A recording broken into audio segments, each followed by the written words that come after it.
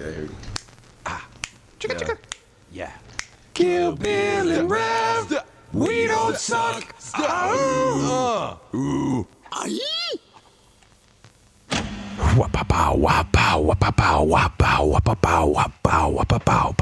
Everybody gather round, it's the We Don't Suck. Everybody gather round, it's the We Don't Suck. Everybody gather round, bitch. You know we got the.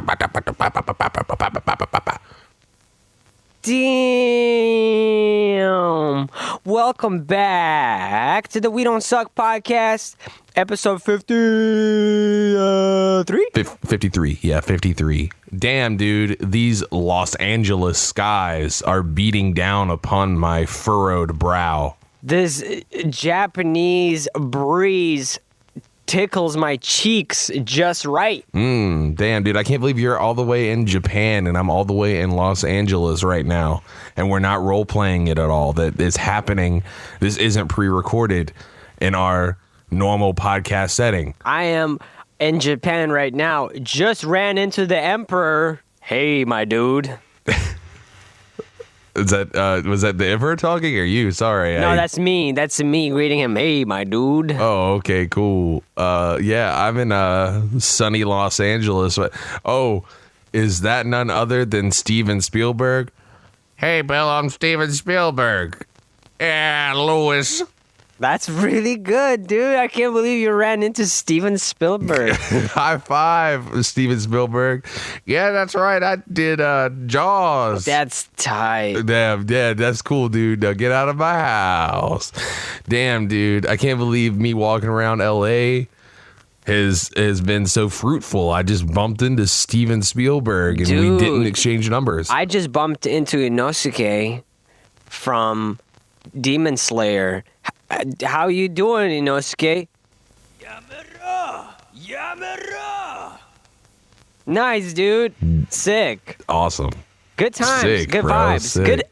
Good everything. Yeah, dude. Oh, yo, is that none other than singer-songwriter Justin Timberlake? Ayo, it's Justin Timberlake. I don't even know if I live in LA, but I'm here right now. Haha, I'm Justin Timberlake. Damn, look, Justin Timberlake. What's up, man? Hey, what's up, Bill? What's good, homie? What's good, man? It's me, Justin Timberlake.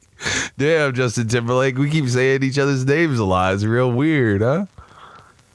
Justin Timberlake. Damn. There's the mangaka Oda over there. I'm gonna go get his autograph, Bill. Be right back. Go get it. While you're gone, I'll talk to Justin Timberlake some more. So yeah, when this episode drops, I'm gonna be in Japan already.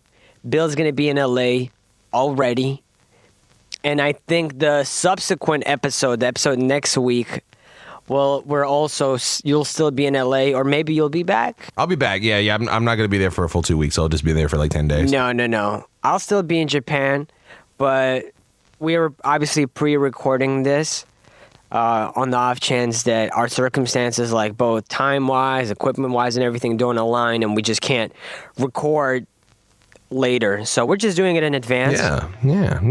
And so we don't know what's happened in the world just yet. I mean, by the time this episode comes out, maybe YouTube doesn't exist anymore, for all we know. You know, times may have changed. Yes.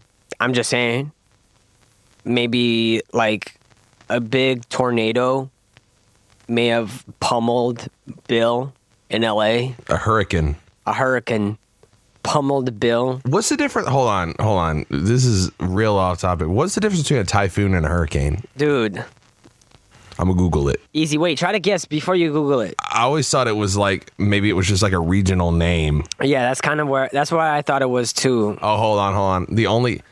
Google says the only difference between a hurricane and a typhoon is the location where the storm occurs. In the North Atlantic, Central North Pacific, and Eastern North Pacific, the term hurricane is used, and everywhere else is called a typhoon. So we were kind of right. Well, I say everywhere else, it's only the Northwest Pacific. Okay. But it's the same thing. But typhoon sounds way cooler than hurricane. Yeah.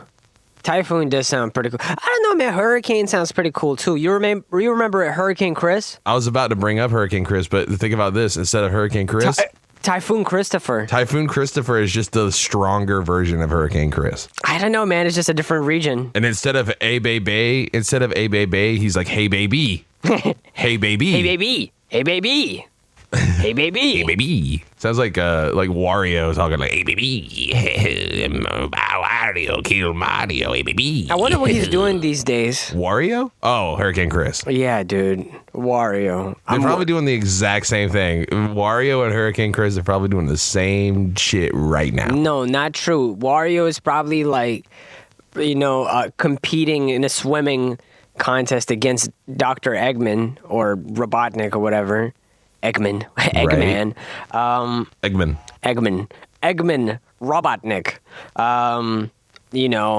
Hurricane Chris ain't. I mean, that is a very big assumption that you're making right now. You know what they say about people who assume things? They make an ass. Did you see the leak? There's like somebody took a photo of. It hasn't been verified, but it looks pretty legit.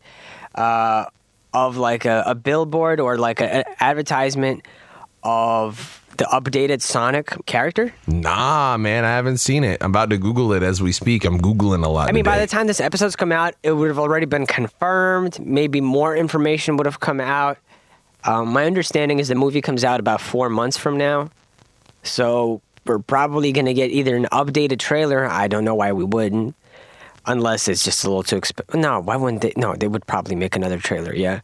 And more information would have come out about it. But it looks way better. Definitely, like, a lot better. The arms are still blue, as opposed to, how Sonic is all blue, but his stomach and arms are, like, more of a fleshy tone. Right. But in the updated Sonic still has the blue arms. But aside from that, he definitely looks a lot cuter. The face looks a lot better. It looks like a little chonk, as some people have described it. Yeah, he does look like a little chonk. I'm looking at him right now. He definitely looks better. I mean, it's still not like hitting for me though. You know what I'm saying? Like, really? I don't know, man. He does look like a little chonk, but I love it. Maybe it's the hair, dude. I think it's just the hair.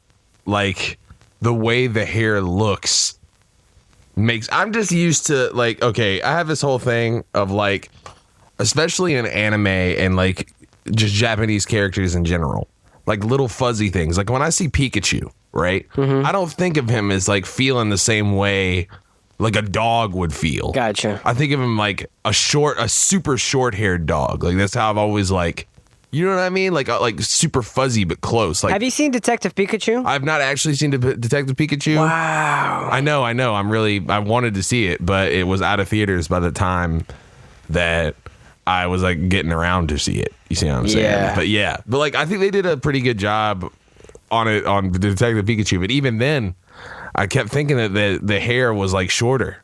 You know, like it just in my head, Pikachu is like, I don't know how to describe it. How they would like feel like real super short hair. You feel me? And like I feel the same way would be okay. Although I know that Sonic the Hedgehog's hair, like his spiny area, would not feel like just like a part of his body, smooth, you know. Yeah. But that's how I think about it in my head. So when I'm looking at it, I see what you're saying. You know, there's the limitations of like animation and cartoons, especially in the 90s. You know, there's only so much detail and texture that every character is going to be given. So even with like people hair in anime, you think of it feeling a certain type of way. And then when you see a live action and they are unable to replicate that, you're like, but that's not right. But then if somebody were able to perfectly replicate it, I think it would also seem kind of weird because it would feel wrong and like it wouldn't be grounded in reality, a haircut like that, like some of those anime haircuts. Yeah, exactly. You know? So it would seem accurate, but it would sort of be odd in an almost like uncanny way. Also, I posted the Sonic picture in the chat just so that we're both looking at it. I mean, I think that looks adorable. I'm looking at a different variation of that same. It's not like that. I think I know what you're talking about. You're talking about a slightly older one from like a week ago or something. This one just came out, so this one I think is probably okay. Yeah, this one looks better. Yeah, that I'm actually looking at it. I like it a lot better than the other one. So just to reiterate what we're looking at, because since we've recorded this episode probably more higher quality photos have come out. We're looking at the one where someone's taking a photo down like a hall in a theater or something, like, and you can kind of see the Sonic. What would you call it? Like a stand? It's not really a poster, like, not right? like a billboard, but like what you would have inside of a theater, like a display. Yeah. Like for like a display. Yeah, it's like a nice it's got display. dimension to it. It looks really nice, and you only see as the first 4 letters of Sonic's name. Son, I. He looks. Oh, please don't. I mean, right there, he looks like a chunk, and he looks adorable. I'd squeeze his little cheeks. Again, the arms aren't like the same, aren't consistent with the video game Sonic. That being said, I like it. I don't think necessarily that makes all the difference for me. The blue arm, whether the arms are blue or the same color as the hair on his tummy. Also, I like the shoe change. The shoes are way more. Yeah, they look way better than before. These look like not Pumas, but actual Sonic shoes. Yes. Didn't they make Pumas for the movie? I think so, yeah. You may be right. Could you imagine, like, being a brand tied in with that and, like, how everyone just, like, universally hated it and you have, like, shoes, like, for that thing? Yeah, that's not a great look. Then you look at the gloves. His hands, again, I'm just kind of looking at it and thinking about Sonic, the initial design of Sonic, not for the movie, but just the video games. And I'm kind of working my way through it from memory. If I recall correctly, his hands are supposed to be quite large. Yeah. In the games. Here, they are more... I think if they were any larger on this poster, it would maybe look a little bit weird. So I think the scaling is not too bad. But the best thing, obviously, what everyone's going to be probably talking about is the face. Major improvement with the eyes. Yeah, well, I also think that him having chubby cheeks like that, too. Chubby cheeks, big eyes. Like, because before, it just felt like this weird, soulless creature. No, it did. It just felt like somebody was, killed Sonic and was trying to wear his skin. But, like... The eyes were all off. Because, like, you know, the eyes were just, like, 2 separate things, whereas Sonic's eyes are usually like one, kind of is not quite like Garfield, but you know they're connected, like they're sort of interconnected, and they have this shape. Whereas the first trailer that they released, it looked a lot more human. Yeah. So I'm definitely happy with this change, and also given that you know they were trying to come out with this movie at the end of last year, and I'm sure financially having had to delay this movie. Wasn't like an easy decision, and probably had to pass through a lot of people before it kind of got approved, right? And then hiring a team to rework all of that CGI work and stuff, that must have taken forever. Yeah. So given that the little time they've had since the previous trailer, which was, at the start of the year that we saw it? Sorry, it wasn't supposed to come out last year. Sorry, it was supposed to come out this year in November or something like that, right? Or October. Yeah, it was supposed to be coming out, like, pretty soon. But one of the things I think is, like, I don't even know if this is accurate or not, right? But I remember, like, how you just said, how it's like, oh, they had to hire a new team and all this stuff, or, like, get a new... hire basically people to rework Sonic, right? I remember like somebody, like after they decided they were going to rework it, there was like this tweet going around that was like, good job guys, now this animation team has got to work overtime for free. And I'm like, what? Is that a thing? Yeah. I like how, this always happens. This seems to be always, and as someone who's worked in the industry of software, video games, entertainment, and stuff like that, nothing really... not on this scale ever happens for free, and a lot of this conjecture is so ill-informed and hilarious to see. But what was the weirdest is like the speed at which like these tweets spread. Yeah. Right? Like, oh, good job, assholes. As if they are literally like, hey, so we're gonna make you guys rework everything. Also, you're not getting paid.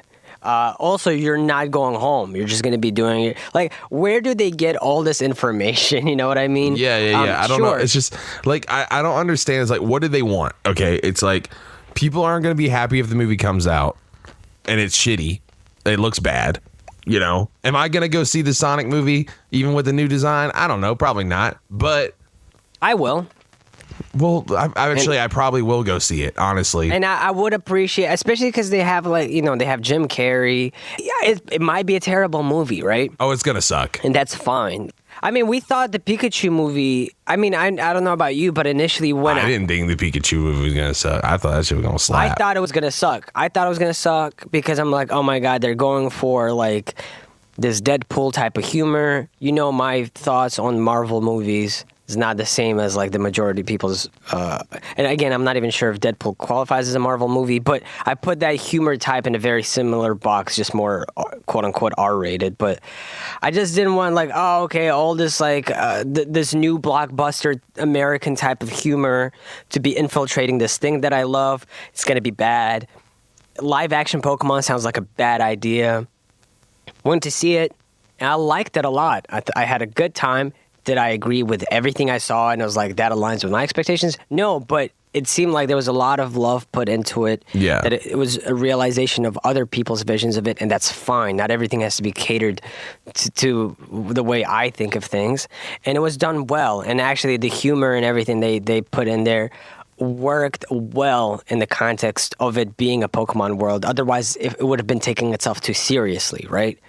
And so it ended up working. I think the thing is that I think people were expecting, Before seeing the trailer, like a live action Pokemon movie to be like the actual series, or this doesn't seem like something that, like, although it happens in that world, and I haven't seen the movie, so I can't really like speak on it that much, but like it doesn't seem like a thing that's like canonically going on in like the Ash Ketchum world. Is it like it's like a different thing entirely? It seems like it could be. It seems kind of different for sure. I mean, we're in a different region. The movie takes place in a different region to whatever like we're familiar with, but it works. It ends up working, you know. And yeah, at least in my view, I thought it was pretty cool. They tried to do something good, and I don't know if it'll age well, because some of the CGI and everything was incredible and very impressive and everything, but still kind of gave me that, this doesn't seem like it's a thing that's there. Yeah.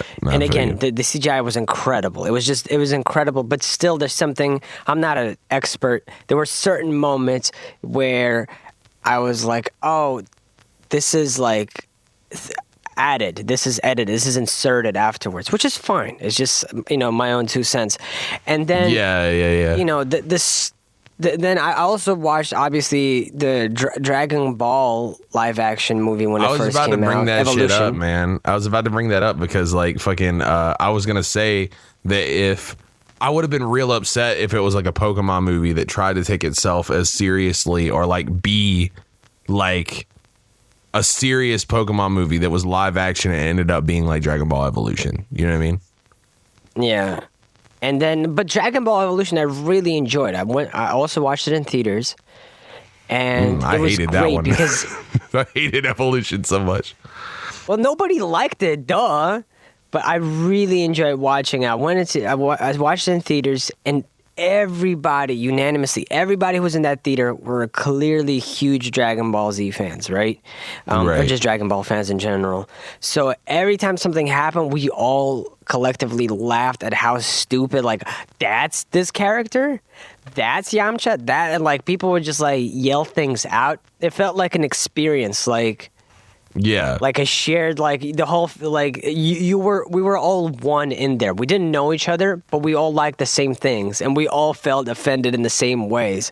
And so it ended up being a funny experience. Like, wow, this really is that bad, so bad that it's almost good as an experience. Yeah. And so that worked. And so I was kind of thinking, oh, okay, Sonic might end up being something like that. They do have Jim Carrey in it, which is not a guarantee that is going to be good, but from what I've seen in the trailer and everything, I don't know. I feel like he could be a good Robotnik. And so, I don't know. I was kind of like, okay, well, maybe this movie's like, I don't see it being anything but divisive. I see this movie either being like, oh, wow, it was actually pretty good, like the Pokemon movie, or wow, this was horrible. You have to see it, So that's why I kind of want to see Sonic. No, that's understandable. Yeah, I feel like, I like going to the movies even if it's a bad movie, like just in general. Like I like the experience of going to, like, it's very rare. although I say very rare, it's happened to me like twice this past year that I've like really like wanted to get up and leave out of a movie. But I did leave out of 2 movies this past year, which is pretty crazy. That's like more than I've ever left in my whole life. Oh yeah, what were they? Wait, let me see.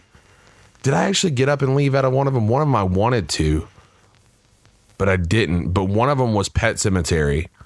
We just left. Pet Sematary. Because, okay, Pet Sematary, all right, I went into it with, like, I didn't really have, like, expectations because, like, the original Pet Sematary is, like, not a good movie in the first place. Mm-hmm. You know? Like, I mean, not in my opinion. I'm sure someone likes it, you know, but I didn't really like it that much. Right.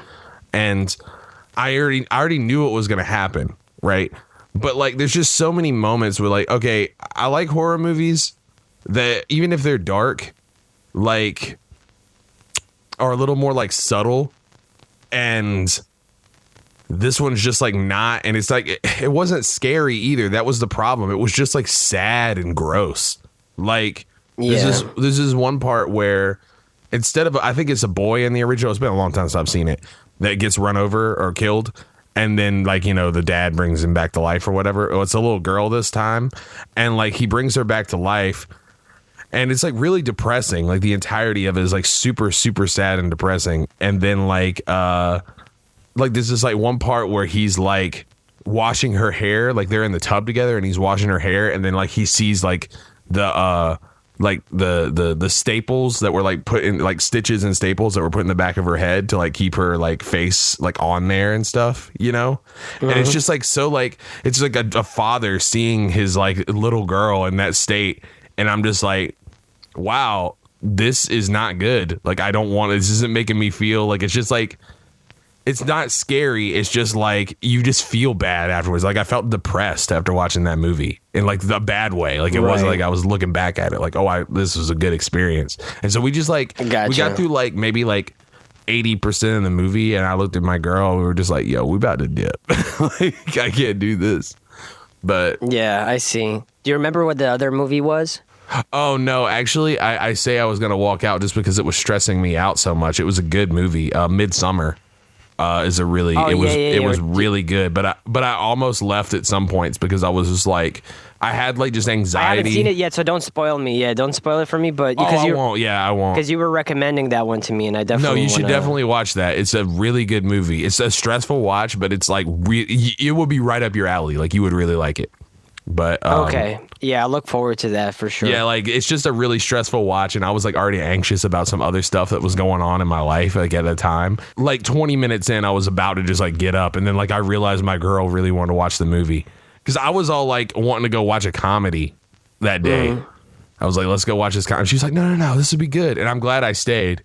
But it's a rough one. I think I've only seen 3 movies ever at a cinema this year. And yeah, ever. I'm going to see The Joker with my girl maybe tonight. We wanted to see that before we go to Japan. I might actually go. Dude, you should go see that, and I should go see that tonight because I've been wanting to see it, and we should both go watch it tonight. We should, so we could talk about it. Yeah, I definitely want to see The Joker. But this year I saw the Pokemon movie with my girl. Then we saw that Chucky movie with Ryan. That was a good time. That was fun. That was really fun. That's definitely like a watch in theaters movie. Like I would never watch that on like DVD, but I would definitely watch it in the theater. Yeah. Then we saw the Godzilla movie with Matt, Ryan, Tucker Brothers, and Frank and everything. And man, it was so much fun because I was sitting between, I think you were to my left, Matt was to my right, and then Frank was to his right. Okay, first of all, I was about high as shit in that theater, okay? Oh, dude, I was so stoned. And I was real tired. Like, it's been like a long day. And like I kept falling asleep during the movie. Like I remember, right? Yeah. I kept falling asleep and then I would get woke up by this like really, because you know how like the dynamics are pretty good in these like nicer theaters like that. Yeah, and so it was like such a good so theater. it'd be like real quiet and then all of a sudden it would be super loud, you know? And so I'd like fall asleep and I remember falling asleep with the what's the guy's name? I can't remember his name, but it's the Asian guy, but he's in a lot of like he was in he's also in the Pikachu movie too. He's in the Pikachu movie and I think he's in The Last Samurai. Oh God, what movie is that? Inception. Is he in Inception? Yeah, I think he's like the most famous Japanese actor. Yeah. And I feel terrible for not. It's like on the tip of my tongue. Ken Watanabe. Ken That's what it Watanabe. was, Okay, right? yeah. Ken I remember Watanabe, like seeing him, and he was just like, Mothra is coming, and then I'd be like falling asleep, and then I'd just like wake up to like, and then you'd just be like, I'd wake up. I remember like jolted awake, and then he'd be like, Godzilla's about to get that pussy or some shit like that. Yeah. Well, that's the thing. That's the funny thing is, it's like they'd be like, it was so like on the nose, you know, like it's like, hey, so Mothra and Godzilla, are they? And they look at each other, and I'd just be like, are they fucking? So are they fucking? Huh? Like, yo, Mothra got some. Also, when we came out the cinema, like I don't know if you remember, but for like the first couple of days, there was like a running meme between you and me where it was like, yo, Mothra got some fat ass pussy lips. Yeah. Mothra's fat lips. We actually named the podcast after that, didn't we? Mothra's fat lips. Yeah, we did. And the thing is, most people hated that movie, from what I can understand, right? And definitely. I mean, it was a bad movie. Man, Ryan, everybody agreed that it was a pretty bad movie. But I think I was the right amount of stoned and not taking this movie seriously from the moment we got there. Yeah. There were moments where I enjoyed visually and sonically. Like when Mothra spread her lips, when Mothra spread her wings, and like that music was epic, and like all the little sparkles and everything were coming from her wings and everything. Like I legitimately teared up. It was such a like, dude. Whoa. You had such a different experience than me because I was just like bored for the majority of the movie. I kept falling asleep, and I'd wake up and I'd be like, oh, they're still fighting. They're still going. Yeah, dude. But that's what it reminded me of, like some of the more like classic Godzilla movies, you know, Yeah. like. Oh, I could tell that's what they were going for. They were definitely going for that whole like, because it was like super dialogue heavy, if I remember correctly, right? Like they talked a lot. Well, that's the thing. It wasn't as dialogue heavy, in my opinion, as some of the previous American Godzillas. So that's why I was like, I was happy to see as much fighting as I did. And seeing so many kaijus in one movie, right? So Yeah. I was super excited. Especially, I'm a fan of Mothra. Mothra is my favorite kaiju, like probably tied with Godzilla. You know, Ghidorah is great. Metal Godzilla is great, but Mothra is where like I'm like, I don't know, I have a special attachment. What about Mecha King Ghidorah? I mean, it's up there for sure, right? What about Liquid Mecha? What about Crystal Godzilla? Crystal Methzilla. Crystal How about Methzilla, Liquid dude. Crystal Meth Godzilla? Crystal Yeah, Methzilla lives somewhere in the plains of Arizona, and like he's just like cooking meth. He's probably listening to this podcast as he's doing it. Yeah, dude. He's like he's been up for like 6 or 7 days now. So I enjoyed it. I enjoyed it because it's like, you know, whispering stupid shit to you, whispering stupid shit to Matt, hearing him whisper stupid shit to me. Us, like, I don't know, for me, visually, I think being stoned was a big part of it for sure. Like, there were certain moments where I was just like, wow, like so amazed by what they were able to achieve visually, you know? And I feel think that. it was very much the fact that the theater was so, like the screen was massive. You know how like some cinemas will have like a big screen? That one was like It was thick. ginormous. I mean, it was bigger than an IMAX screen. It felt like maybe it was just because No, I think so. Yeah, I think so. It was it really, was definitely really big. at least an IMAX screen. Yeah, it was like the main theater for screening Godzilla. Yeah. Well, we also saw Ma with Jameski that one time. Fuck, that means I've seen 4 movies this year. That's right. I forgot about Ma. See, I was super stoned. Yeah. So that's right. We saw that with Jameski. Shit, that's crazy. That was a real ridiculous movie too. Like, it was pretty good, I think, but it was there was like definitely moments where I was just like, I mean, they could have just called the cops on this lady like 7 years ago, you know? Yeah, I'm trying to remember. I remember nothing about the movie. Okay, wait. Was it like as I was watching it? It's coming back to me. As I was watching it, I was like, "This is a comedy, right? Like this is a comedy horror movie." Like, Yeah, it's supposed to be campy. okay, it is kind of like the Chucky movie too. I imagine. Yeah, I think they're in the same vein. So, but the Chucky movie was way better. Like to me, well. It's different, but the Chucky movie was way better just because I don't know. I think I was also stoned during that time, but like you have different versions like days, and I think that day I was just maybe a little bit less sleepy. Whereas I think when we're watching Ma, I think I was pretty tired. Yeah, because we just like went bowling and stuff too. But like the thing is like I think I think Ma is like a better horror movie than Chucky was, but like.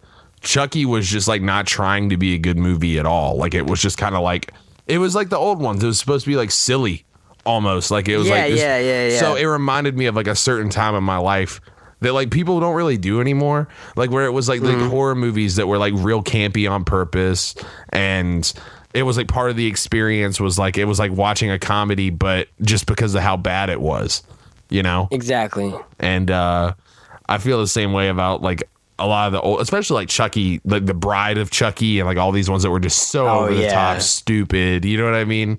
It gave me the same feeling. Definitely. So I love that feeling. It definitely nostalgia. It's definitely nostalgic, yeah, and it is very much of like a very specific time. So it's good to see some of that like come back now. And again, I do feel like it only really works. I think it works best in a theater setting.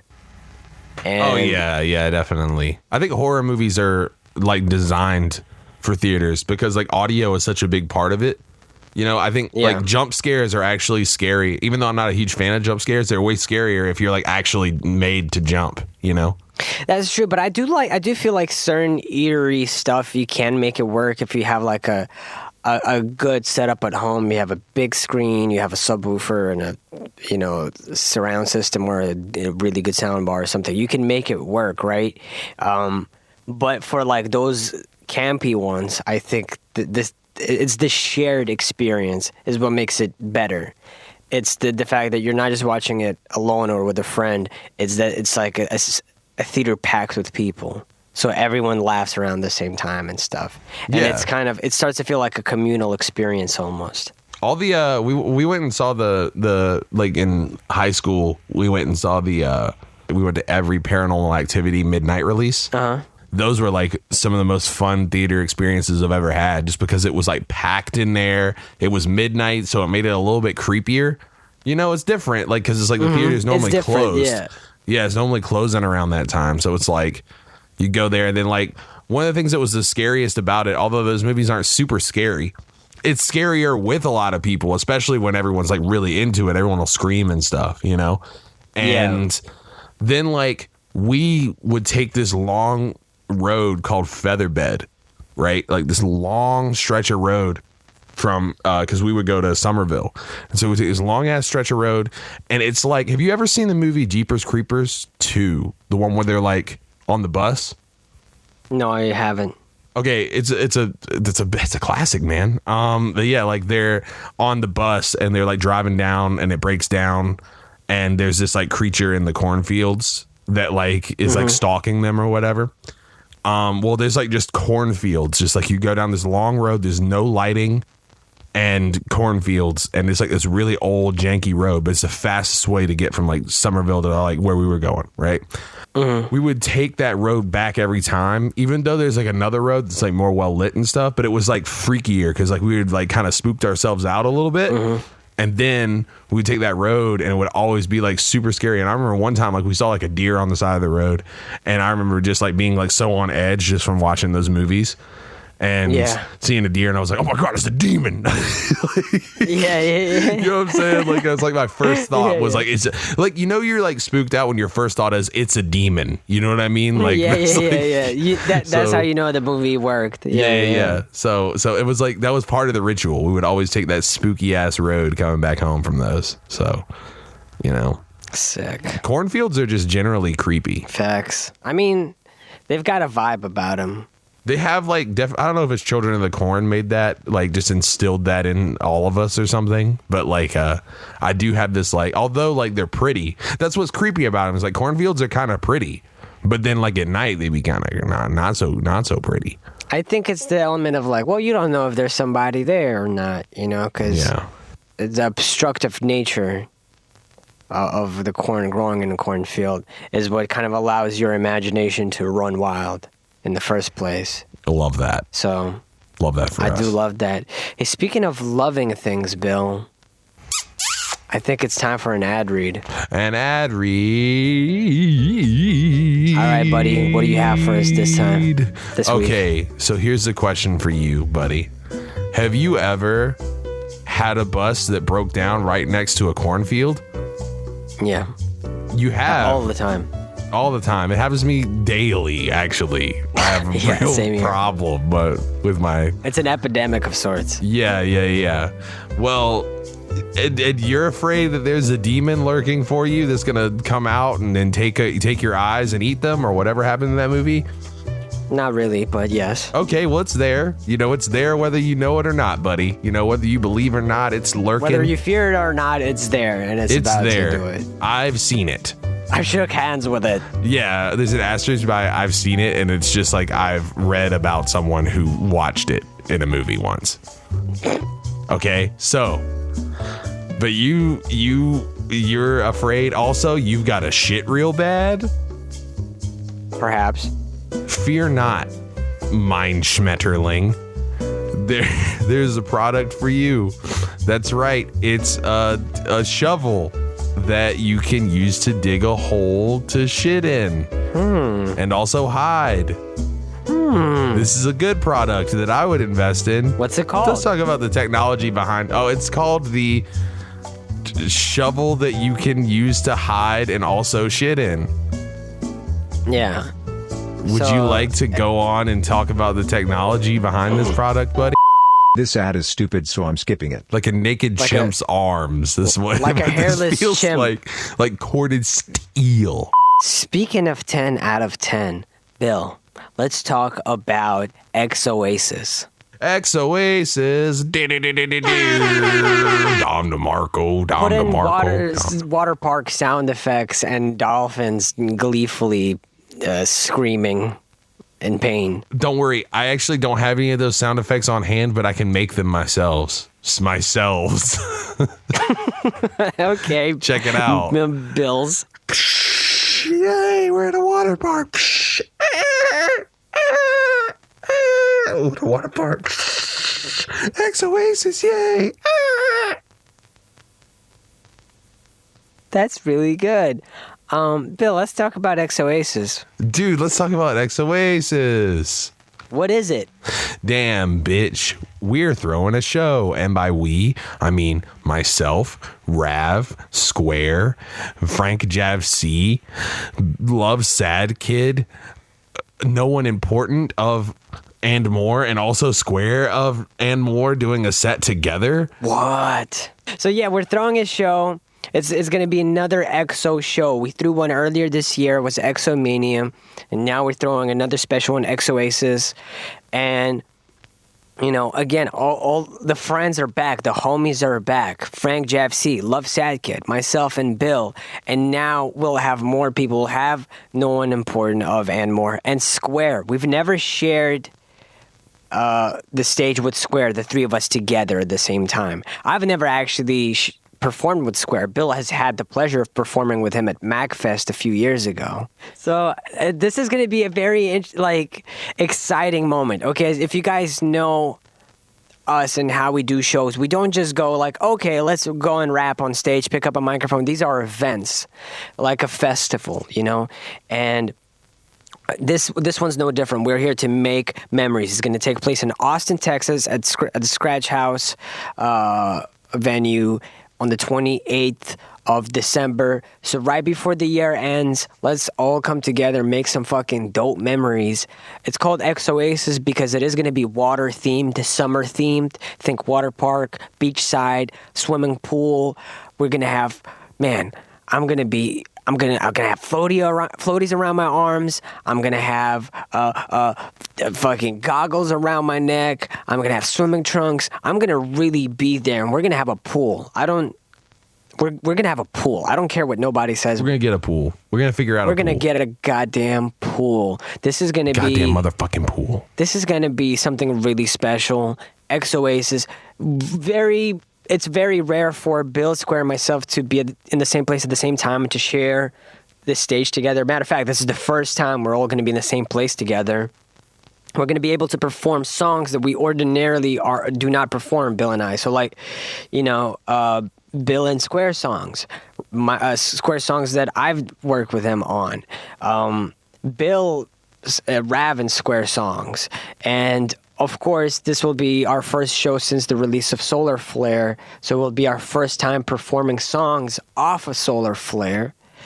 And yeah, so plenty of reasons to be excited. Perhaps we'll have some new music there. We'll also be selling merchandise that will be exclusive to the show. You won't be able to cop it anywhere else but the show.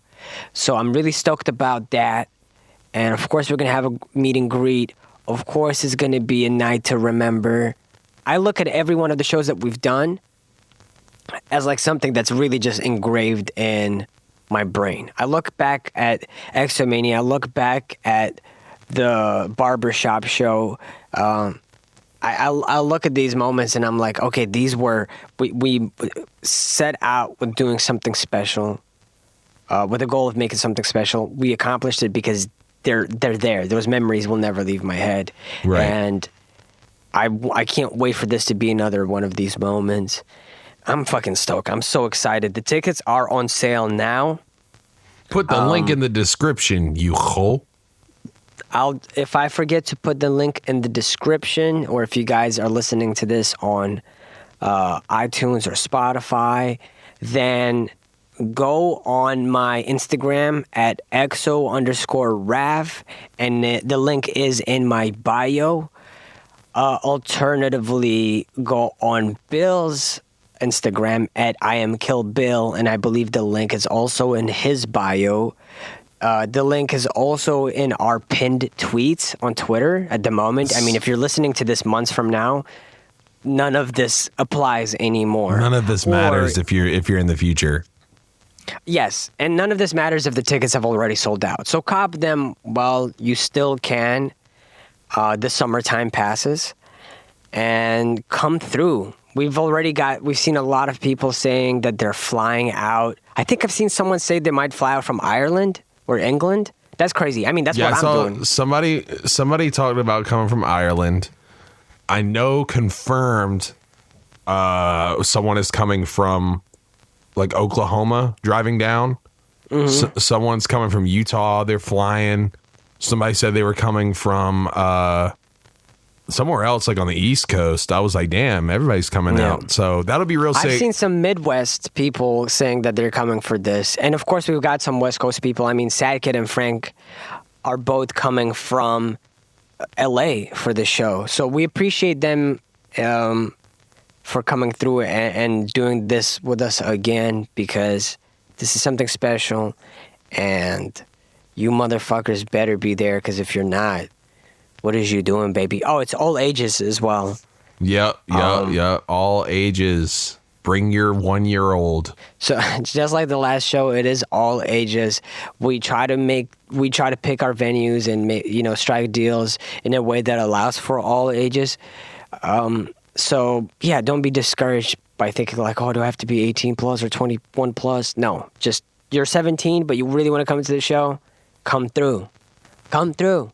And it is an EXO event. The whole night and everything. The whole place is being rented out for EXO and EXO affiliates, right? So come through and like be yourself. This is a rare opportunity for... Let your Juggalo flag fly. Exactly. You want to do Vestiges makeup. You want to have Ramona hair dye. You want to come in... Like, whatever you want that you feel like is underrepresented in the rest of your life, this is your opportunity to be in the same spot with a bunch of other like-minded individuals and us.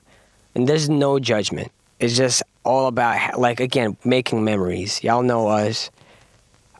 We just trying to capture summertime and bring it to y'all. So bring it to ya, Malibu y'all. bring it to y'all. Bring it to y'all. Malibu y'all. Malibu y'all. That's all I'm gonna say on stage. If I don't say Malibu y'all, and the first person that points it out, you get a high five. Also, we didn't get to do the Exo Swang last time around because our set was cut short due to, like, y'all remember with Exomania what happened. One of the third parties involved with the show ended up pulling out less than 24 hours before the show, so we had to make some changes. This time around, it's firm. We've already agreed. Everything's been signed, and it's happening, and so we're super stoked for it. Get them tickets, and you're going to see us do the Exo Swang on stage. Now, if you don't know what the Exo Swang is, if you are unfamiliar with the Exo Swang, Bill, tell them. Oh man, you just hit that Exo Swang. You fucking spread your legs slightly, bend the knees, and swang on them. Just start swanging, and it gives you so much ki. The energy will flow through every vein in your body. Every fiber of your being will have full fucking power. Every pore on your body will be secreting summertime gases. And also sebum. And also that, which is what you want to be happening. It's natural. It is an oily secretion of the sebaceous glands. And we all knew this, and we're all familiar with this. So come on through and kick it with us. And yeah, cop the tickets while they're still available. Yeah, them shits is going pretty fast. A little faster than I thought they was going to. But that's because, I'm not trying to toot our own horn, but we the best that ever did it. Yeah, exactly. So, I mean, if you guys are like, well, how do I know if there are any more tickets or not? Well, you go on the website where you buy the tickets. If it says sold out, that means it's sold out. If it doesn't, then that means it's not sold out, and you can purchase one today. Or you can purchase one or two or however many you need for you, your friends, your partner. Buy the whole bar if you want. I don't care, man. You do what you got to do in this world to survive. You feel me, baby? I'm excited to see a lot of the people who came to Exomania show up because I saw a bunch of them are going to try to make it to the show, so that's exciting. I know that Jordan, my girlfriend, is pretty like in tune with a lot of people who are like fans and stuff. And then like they follow each other, like she follows a bunch of fans back and stuff. And she said there's at least like 4 people that were going to be there that she knew that were at the last show. So at least that she just personally knows on a first name basis. Yeah. And I've seen some people say they're going to be driving out for more than 12 hours. I think I saw somebody saying they're going to have like a 20-hour drive. So we really appreciate the dedication. We can't wait to see y'all and hug y'all. And as for the people who will not make it and have been asking about, will there be a live stream? I mean, yes. Obviously, it's not going to capture the whole event, mood, and everything. But most importantly, this show is going to run for a few hours. And as you guys know, whenever you're live streaming something on the phone, it drains the battery. So even if you have a external power bank that you've hooked up to your phone, it still drains it. So we can't vouch that there will be a single live stream thing that captures the whole event. It might have to be broken up into multiple sort of attempts and across various Instagram accounts. But we're going to try to figure something out. We'll figure something out. I remember last time, like, it went out, and then, like, my girl put it on hers, and, like, a bunch of people were like, oh, my God, it's on my girl. Like, and then they went over to hers, and then we went over to someone else's. So we'll figure it out. Shane also shot on your phone, I think, then or your girl shot it on your phone. Then when Dad died, Shane was shooting on my phone, and then Dad died, and then there were other people in the crowd that were shooting it, so I think some people were able to find it through there, but I think we'll be fine, and maybe we'll have multiple power banks or something this time around. If you can't come through, it's a shame, but we'll try to still make it so that you're able to experience it, even if you're, far away. And if you can come through, do come through and, kick it with us, because there's no telling when's the next time Square and I will be able to, perform some of those songs. We'll be able to perform. Or it's unlikely that the three of us are going to be having shows very frequently. And as for do we have any plans for the next show? It's too early to talk about it now. This show is about 2 months from now. So all of our attention is focused around that. And we have other things that we're constantly working on and everything. So last thing we're thinking about now is what's the show after EXOASIS? So it's a little bit too early to tell. Of course, we're always going to try to make something. And whenever we do make something, it's not going to be a situation where we're doing a bunch of shows frequently. As I said, we're very particular about how these shows are put together, thematically, how they're presented, how they come together. I just don't want it. I never wanted it to be just hey, we're in this town, we come on stage, grab the mics, rap to y'all, put the mics down, walk away. No, it's kind of everything has to be unique to it. So whatever, Exomania was a very specific thing we went for that was specific to that show. With the EXOASIS, we have a very specific theme, and it's for this show. So it is a one-time experience, I would say. I am incredibly excited. I'm shaking. I'm quivering. I'm shook. I'm full of shook energy. I'm literally shaking, crying, and coming right now. And shitting. I'm just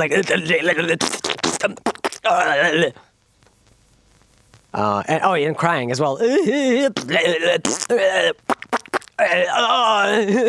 like how you sound your bodily functions sound like some sort of a cartoon character. Well, what would your skeet sound effect be? Oh, okay, mine is just because I thought that would be the quickest to do. When I skeet, I only do one giant, whereas you do several, like a machine gun. Yeah, I have a weird Splatoon gun that's like that, This is a good conversation. Yes. So EXOASIS. So if you haven't seen the poster, go check it out now. It's actually, the poster's on our Instagrams, it's on Twitter, it's even in the YouTube Chibi Chubby community section. It was one of our posts. Love the art. Shouts out to the artists. Check them out. They are credited both Twitter accounts and Instagram accounts.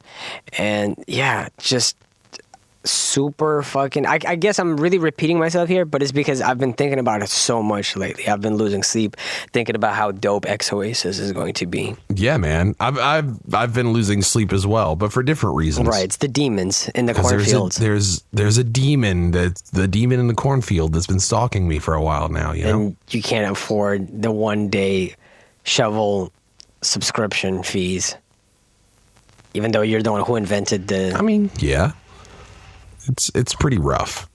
I've been in debt already on top of that, Yeah. From what? Just, from buying all those stocks in corded steel, remember? Oh, okay. I thought you were saying that you were in debt before that. Oh, yeah, well, I was. I bought a bunch of stocks in uncorded steel before that, and so... And that didn't work out either? No, it didn't. Apparently, you're just not supposed to invest in things. Huh. Yeah, when you don't have money, I mean. Oh, also, by the time this episode comes out, I think it would have been about a month since Solar Flare came out. Just wanted to say again, thank you guys for the support with Solar Flare. It was very much a tape that was just it's a little time capsule of our summer trip there. I think some people misunderstood what I meant by that. When we've talked about it before, people thought it's supposed to be a summary of our summer trip. It's not. It definitely isn't. No. It's the songs we recorded while we were there. And if you listen to the songs, I mean, they're not about hey man, walking to the store doing this. No, these are in the similar vein as our music before that, very personal songs, for the most part. And sometimes kind of silly stuff here and there, just chilling. But can I bring up something? Can I talk about something? Oh, yeah. So like me, I'm not like a big stickler, right? Okay. But I read some like online reviews of our tape, you know? And I never do that. I usually try not to, but I do anyway, you know? Yeah. But like I see this like prevailing thing that people call our music a lot, which I think is like super inaccurate. This isn't even like a talking about like if it was, because like even like positive reviews will say this, right? Mm-hmm. But like people will call us cloud rap. Yeah, or nerdcore, which neither is right. Cloud rap or nerdcore, and I don't think either of those are like accurate like at all. At all. No, I mean, like, not at all. I think nerdcore you could like argue because like I would say my music more than yours because like I'll like reference things, but I even on this album like I made it a point to try like not make as many references because I want to do something like stylistically different. So like there's like a few songs where I do like some like callbacks and stuff, but like for the majority of it, it's kind of not like I don't. But yeah, but also the way we reference things, it references to things that we grow up on or like what's around us, right? That we surround ourselves with. So my references go like I can reference Evangelion and Pride and Prejudice and fucking I don't know. Let's say I could reference One Piece and Paradise Lost on the same verse. I'm not thinking of like, yo, I'm gonna inject this thing in here because people like anime or people like epics about Lucifer, right? It's more so just like, oh, this is how I feel, and this is like a good way to describe how I feel because this is something I know and I connect with, right? Whereas I think a lot of the nerdcore stuff comes from an angle of almost like it's specifically it channels that nerd culture very consciously. Yeah. I don't know if I'm wrong. You tell me if my understanding of this is wrong. I mean, I think but that's just correct. Yeah. Because, like, the way I see it is, like, you know, a lot of the 90s rappers who are rapping about, like, Italian mafia shit, they didn't come from that. They didn't have that experience. It was just the movies that they were growing up on a lot, like Goodfellas, Godfather 2, and Sopranos and all of that. So they turned to that stuff for whenever they had references and stuff like that, is because that's the media that they were consuming. And I don't think anybody was saying like, yeah, Italian mafia rapper Raekwon or something like that, you know? So to me, well, it just became synonymous. Like that became synonymous with rap music. I think it's just because like that's like a lot of people's first experience with rap music was that, and so they just think like, oh, like it's gangster rap. They're rapping about gangsters. Like it's just like, but no one calls MF Doom or Ghostface nerdcore rappers, and yet they have a lot of Marvel references, right? Yeah. Lots of Fantastic Four and X-Men references throughout their music. They're not nerdcore rappers because they're not just doing it to do it. It's like, maybe it is like because like, oh, it ties in with their names and everything, but it's also the media that they consumed a lot growing up, so it's what they turn to. And it's the same for us. I don't think at any point did I put anything together thinking like, wow, people are going to like this. This is a reference for these people, blah, blah. It's just like, okay, this makes sense to me. This is for me. Yeah, I also think that there's like two like big prevailing things with nerdcore. I want to get on cloud rap in a second because I have like a actual quandary sorry for with throwing that off. But like there's some things about nerdcore, like there's the prevailing like theme in nerdcore where like it's like making, not all nerdcore is like this, because like I think like my favorite nerdcore artist is Megaran. And shouts out Megaran. Like, shouts out Megaran, who, whether he's rapping about video games or not, he can just rap his ass off. So like, but like when you have a general consensus that I've noticed with a lot of nerdcore is this like almost kind of like it's making fun of yourself in a sense. Like I don't think Megaran falls into this category very much, just because I think that he just is. I think he's actually more like us in that regard. He's just really, really into like a lot of this, like he consumes a lot of media. That's what it feels like to me. It's like he consumes a lot and he's inspired by it directly a lot. And like he commits to the theme. It's like very much like he's setting out, I'm going to do a Final Fantasy album. I'm going to do a Mega Man album. I'm going to do a fucking Stranger Things album. You know, like it's like that's his thing, you know, like it's been his thing for a long time. Right. But I see like a lot of it is kind of self-deprecating, and I don't really think that what we do has that same kind of, hey, look at me, it's funny that I rap kind of attitude. Mm-hmm. Because I feel like we're in that same kind of boat as like Mega Ran, whereas like we were just rapping anyway. You know, like if it weren't for those things, if you were to take those elements out, we would still rap.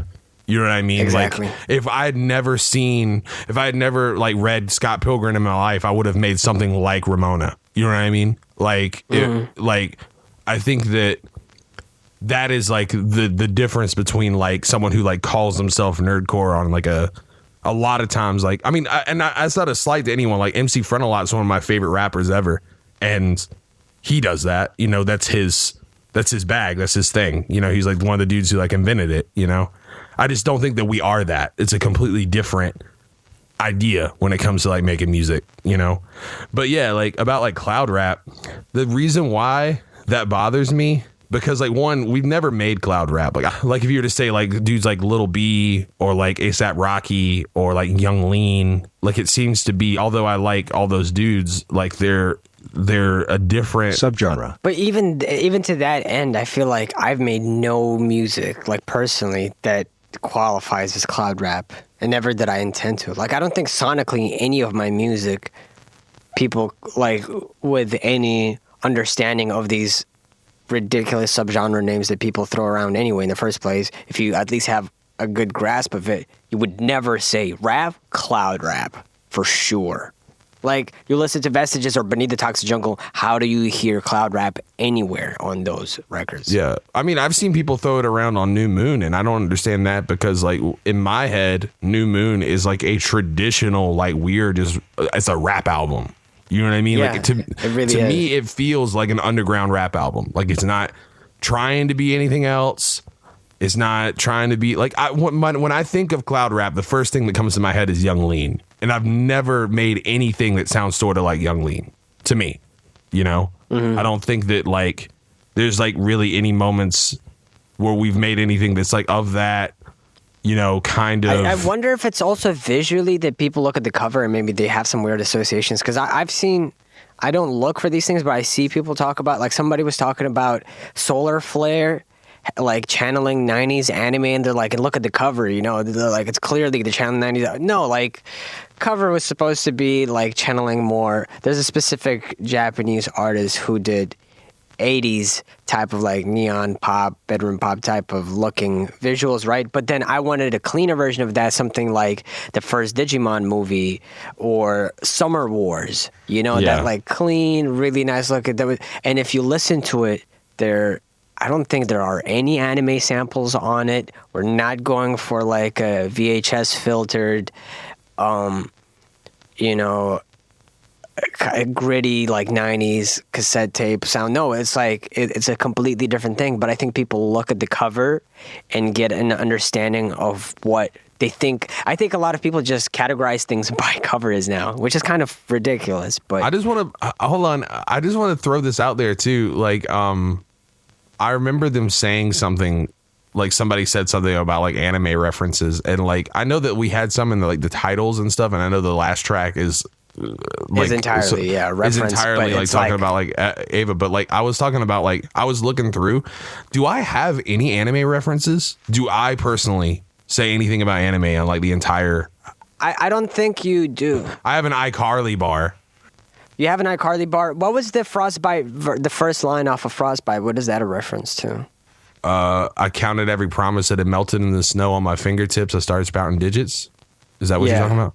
That's just talking about like, it's not a reference. It's just like talking about it's talking about like every time I was told something that was a lie, and I can't count those on my fingers, so I started sprouting fingers because it was like. Oh, I see. Yeah. That's like okay, that's cool. No, then I don't think so. Yeah, then I don't think you have any reference. Neither do Neither do I. Also, people misunderstood when I say hentai, like, the liquid hentai was, it was kind of like a joke.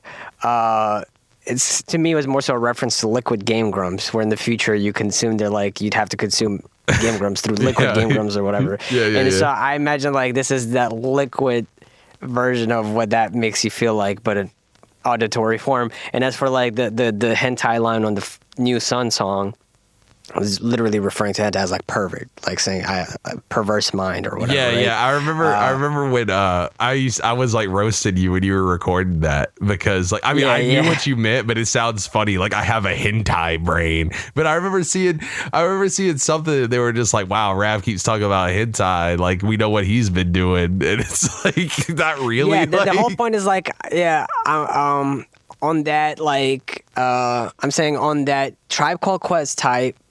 Like, that's kind of like what's inspired me and everything, the flow, everything that I basically give them praise. I'm going to get mine, just saying, like, that's always been my attitude in music. Like, I'm going to get what I set out to get. I won't flex my hentai. Like, I'm not going to be overly descript is what I'm going to say. And then I say brain. I wrap that whole description up. Like, that's like what I am. That's what the purpose of that was. And then I saw people are saying like, oh yeah, he's flexing. Rav is saying that he's holding back from flexing his knowledge of hentai, right? Or whatever. Which is what you really meant.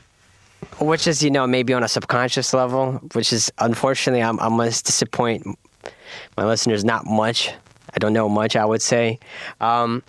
But no, like it's. I don't think we had any anime references. And the last track, I mean, it's super personal. It's absolutely personal. It's just as personal as it is in dedication to Attica, and that reference of Ava and everything was the foundation for me conveying. Again, I hate describing things, so I'm not gonna break everything down. But I just used a lot of the things from Ava to help explain how I feel.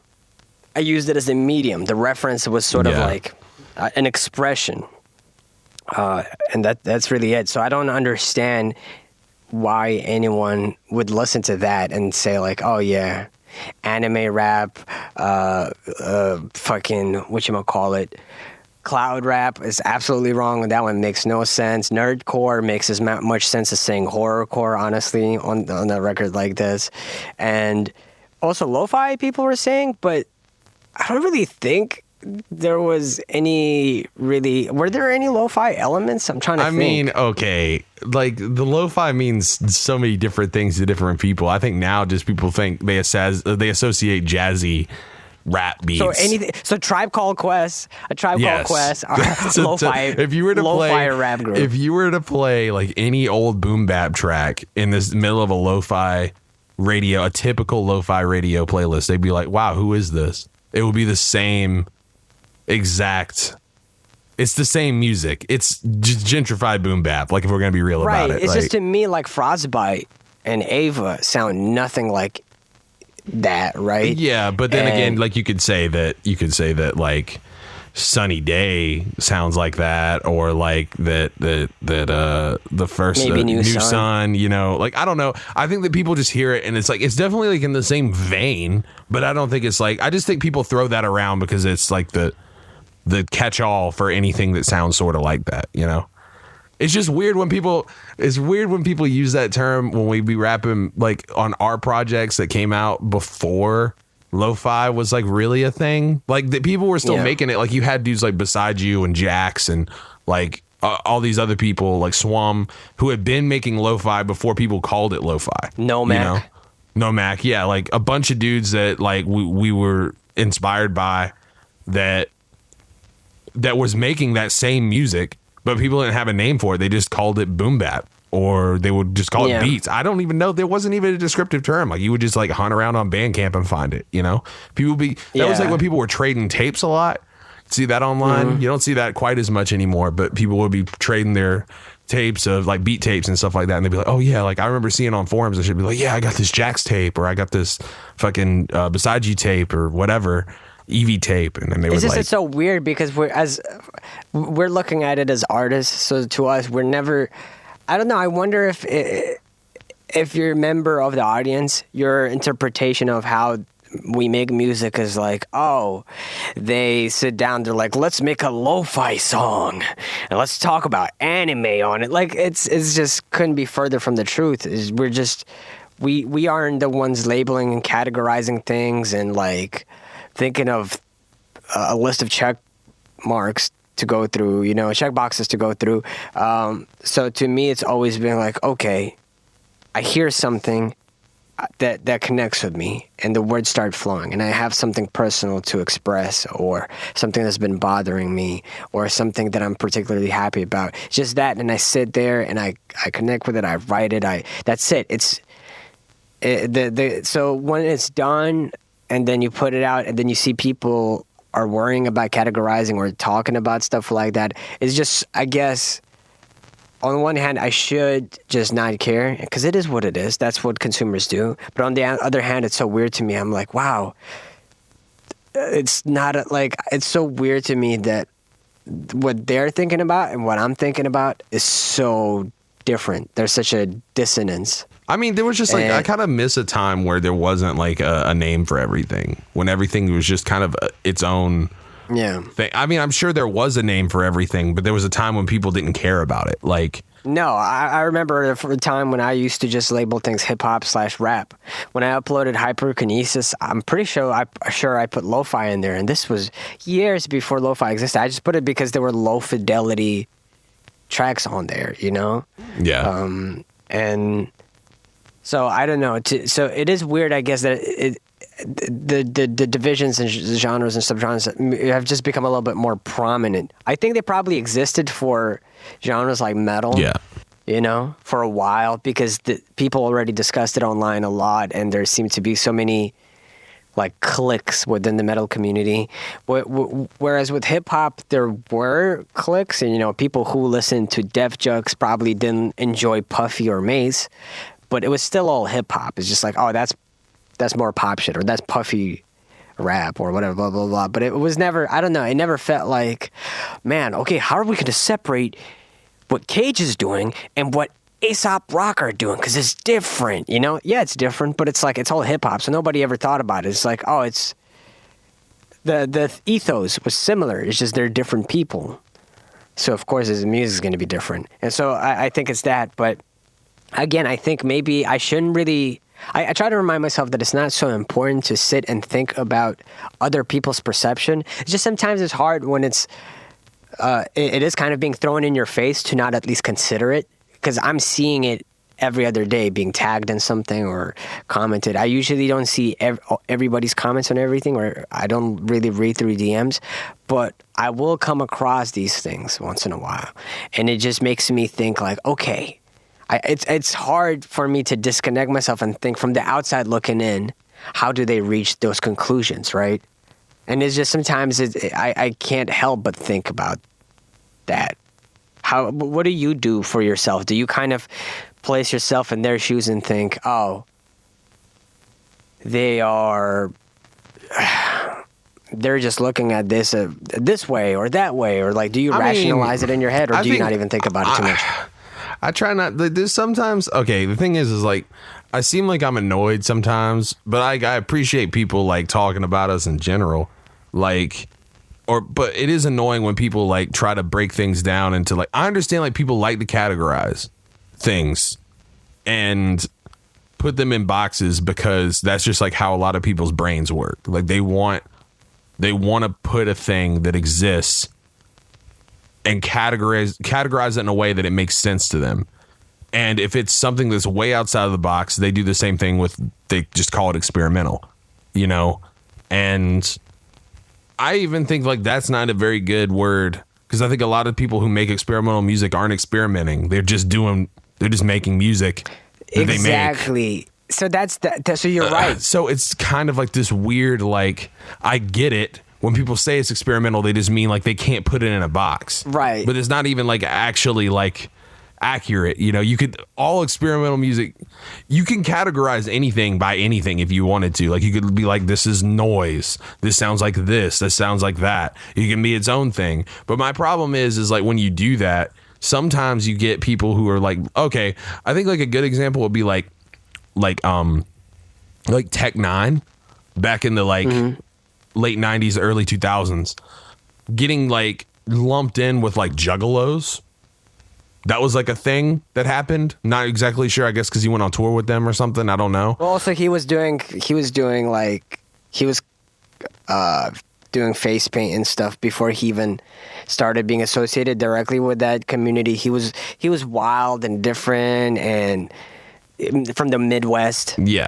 I could see stylistically why a lot of people from the outside who don't know like how rap music works, like why they would put him in with that. But then like you could like literally visually, but like if you just like listen to like how he raps versus how they rap, if you were to put them like a cappella, like side by side, it's like a completely different experience. Absolutely. Like entirely. Yeah, like Tech Nine would be closer to like a Bone Thugs than he would be to an ICP. Yes, exactly. He's very much in that same vein as Bone Thugs, that Midwest chopper flow, super staccato, like going from like, you know, using a lot of triplets and like really like trying to push himself to the limit in terms of, you know, I'm not like the hugest, like a lot of, I don't really like a lot of Tech Nine music, but the music that I do like, I really do like, you know, and I think absolutely. I think that he's like a phenomenal rapper, like regardless of like if his catalog shows it, you know what I'm saying? Like, and I think that that's a good example though of like people put it and how that could be harmful, because like whatever juggalos do or did or whatever, I'm not like trying to hate on nobody, but like it ain't the same type of music, and he's going to be lumped in with that. And then there's going to be people from the outside saying that don't like juggalos, but like would like his music, that wouldn't like it, you know? And I think that same stuff happens to other people all the time. And I think like that the problem with like getting lumped in with cloud rap is like, okay, like what if someone saw that like cloud rap was by our genre name somewhere, and they're like, wow, I really don't like Young Lean. I wouldn't like these guys when we sound absolutely fucking nothing like Young Lean. Do you see what I'm saying? Like, or like vice versa. Like if they were to be like, oh wow, if you like Kill Bill and Rav, you'd like Young Lean. Like, no, they wouldn't. Like, it's different, completely different. Exactly. You know, no shade on them at all. It's just like it's a different thing entirely. It's the same thing with nerd rap. You know, I'm not ashamed to be associated with nerd rappers. I have a lot of respect for a lot of these dudes. It's just, it's so different. Yeah. So if you listen to that and you're like, oh, I think I'm gonna like Rav, then no, you're setting yourself up for failure. You're setting me up for failure, and vice versa. If you hate nerd rap and then you decide to skip my music because you saw somebody else describe my music as such, you're shooting us in the foot. You know, you're like, it doesn't do anybody any favors, I think, ultimately, right? And so throughout time, I think people try to like come up with names themselves. Like for a while, lots of people were trying to like throw melancholy rap at me, and then there was bedroom rap, and so I kind of let that stick just because the bedroom rap, to me in my head, that is not a description of sound. My shit sounds oftentimes cleaner than some of your favorite rappers who are signed to Interscope. You know, there's no real difference in terms of equipment necessarily. There's no difference in terms of sonically or lyrically. It's just like, it happens to be that you record on your own in your home, right? Technically, you could say A$AP Rock is bedroom rap. He records everything in his own house, as do I. I record everything in my home. So to me, bedroom rap, that's why I used to like underground rap a lot, or underground hip hop, because it's not particularly descript.